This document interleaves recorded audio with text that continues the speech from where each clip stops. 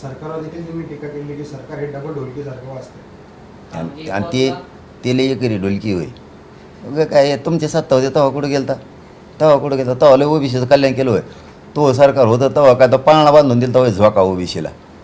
काही बोलायचं उगा आपलं. आणि हे आलं की याच्यावर बोलायचं. हे बी धडाचे नाहीत. हे काय ओबीसीला ह्याने काय पाळणा बांधला नाही, मराठ्याला बी काय झोका बांधून दिला नाही.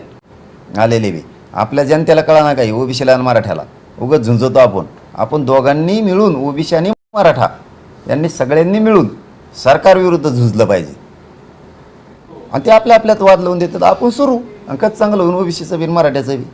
मी तर मराठ्याचं कल्याण करणारच आहे, मी तर पुढून येणारच आहे त्यांना. मुख्यमंत्र्यांना देखील ते असं म्हणाले की एकीकडे मुख्यमंत्री म्हणतात ओबीसी आरक्षणाला धक्का लागला, दुसरीकडनं अरे मग मुख्यमंत्री दोन्ही उपमुख्यमंत्री धक्का लावतच नाहीत ना ओबीसी आरक्षणाला. आमचं आहे ते हक्काचं देतात, आमच्या नोंदी सापडल्या ते द्यायलेत. आम्ही तर कुठं म्हणतो त्यांना धक्का लावा. त्यांना धक्का लावू नका आणि ढकलू नका. तसंच राहून ते त्या लांबळी चोंबळी धरा. पण आमच्या नोंदी आमचे गॅझेटियर तर द्यावं लागतील ना, ते देत आहेत ते ओबीसीवर कुठं अन्याय. आमच्या नोंदी द्यायलेत, आमच्या लेकराचं कल्याण व्हायला ना. का तुम्ही विखे पाटील मराठा समाजाला सांगतायत की मराठा आणि ओबीसी समाज एकमेकांना विरोधात उभं करून ते सत्तेची खुर्ची मजबूत करतात असं विजय वडेट्टीवार म्हणतात. आणि तुम्ही काय केलं? तुम्ही लई फुटाने वाटीत होता तुम्ही. तुम्ही ओबीसीचं वाटोळच केलं आणि मराठ्याचंही केलंच ना.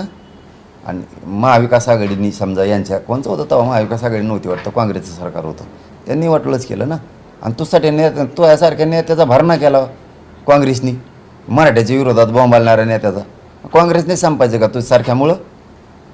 आणि त्या ह्या काँग्रेस सरकारनं मराठ्याचं ओबीसीचं वाटोळं केलं आणि ह्या महायुती सरकारनं केलं मराठ्याचं बी ओबीसीचं. मराठा ओबीसीनं समजून घेतलं पाहिजे. आपण एकमेका लेकरा बाळाला साथ देऊया, विरोध करायचा नाही. आपण दोघांनी मिळून सरकारच्या विरोधात राहिलं पाहिजे जनतेनं.